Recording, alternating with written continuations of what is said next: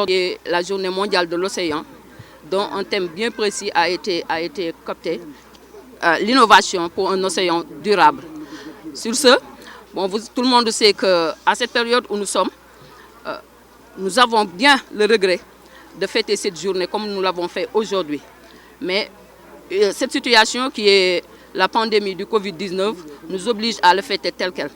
Donc sur ce, nous avons remarqué que malgré la pandémie où les pêcheurs, les mareyeurs et les femmes transformatrices ont beaucoup de problèmes à survenir à leurs besoins. Tout le monde sait que le mareyeur aujourd'hui, le pêcheur qui vient à une heure très tardive, n'est pas en mesure de déverser ses produits. Mareyeur, pareil. La femme transformatrice qui n'arrive même plus à transformer les produits parce que problème d'écoulement. Maintenant, on se réveille un bon jour et on nous informe que notre ministre de tutelle, le ministre Alioune Ndoye, vient de signer, n'a pas encore signé, je m'excuse, est en train de négocier avec 52 bateaux étrangers, des bateaux industriels, pour signer des licences de pêche. Ce que nous regrettons. Vous avez remarqué qu'on a préféré distribuer des masques aux pêcheurs, aux mariés et à ces braves femmes transformatrices. Mais pourquoi la couleur rouge? Nous avons coopté la couleur rouge pour montrer que nous avons quelque chose qui nous chagrine, quelque chose qui nous fait très mal au cœur.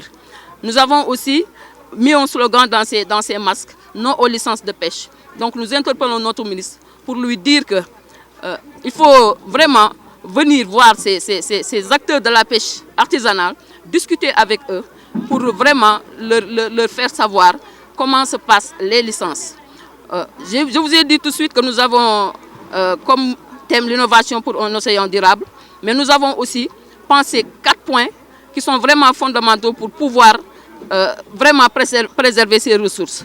Donc nous interpellons le ministre pour lui dire qu'il faut innover pour un océan durable, mais en publiant la liste des navires industriels qui sont autorisés à pêcher au Sénégal. Et comment ces ressources, comment ces licences de pêche ont été attribuées à ces navires. Comme deuxième point, il faut innover pour un océan durable, mais en respectant les textes réglementaires en vigueur, c'est-à-dire le code de la pêche, le code de la marine marchande, mais lettres de politique sectorielle pour le développement durable des pêches et de l'aquaculture. Il faut innover pour un océan durable, mais en concrétisant l'engagement public du chef de l'État pour une gouvernance transparente des pêches et pour l'adhésion du Sénégal à l'initiative pour la transparence des pêches, FITI.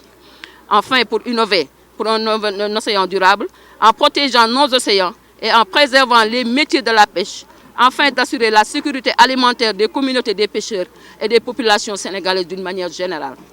Voilà cette déclaration que nous voulons faire pour vraiment montrer notre position à notre ministre de tutelle, M. Alioune Ndoye. Bon, les océans dans la langue de Barbarie, vraiment, vous savez très bien qu'au niveau de la langue de Barbarie, nous n'avons pas de métier annexe. Tout le monde ici se nourrit de pêche. Donc, et nous voyons qu'il y a cette raréfaction du produit. Aujourd'hui, il y a nos pirogues qui quittent le matin pour revenir le soir avec des produits, vraiment beaucoup de produits. Mais on constate aujourd'hui que le pêcheur passe presque 4 à 3 jours et n'arrive même pas à payer ses frais de carburant et autres. Donc nous sommes très inquiets. Nous sommes très inquiets. Nous interpellons sur ce.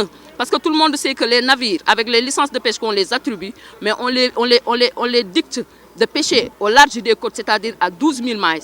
Et le pêcheur artisanal, celui qui a son petit pirogue, on lui dit de pêcher dans les 6 000 miles. Mais le bateau artisanal, lui, il est autorisé. Quand il ne trouve pas le produit au niveau des 6 000 miles, il peut atteindre les 12 000 miles, alors que le navire, non. Mais on constate aujourd'hui qu'il y a des navires qui quittent les 12 000 miles pour venir dans les 6 000 miles et trouver le pêcheur artisanal, même s'il le faut détruire ces embarcations, ce que nous regrettons tous. Et nous voyons aujourd'hui qu'ici, à Saint-Louis, on est toujours confronté à ces problèmes de licence avec la Mauritanie. Nous n'arrivons même pas à pêcher ce qu'il nous faut avec la Mauritanie. Tout le monde sait qu'ici, à Saint-Louis, il y a un parc piroguier très gigantesque.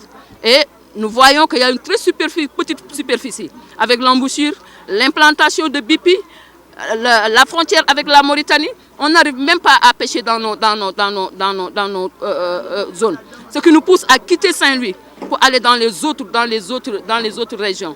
Donc nous interpellons vraiment le ministre à vraiment revoir ses licences de pêche, mais aussi à appeler tous les acteurs professionnels autour d'une table pour vraiment discuter comment ces licences sont attribuées. Des bateaux-navires industrielle, mais bien sûr avec les bateaux sénégalais, pour qu'on sache vraiment comment ça se passe.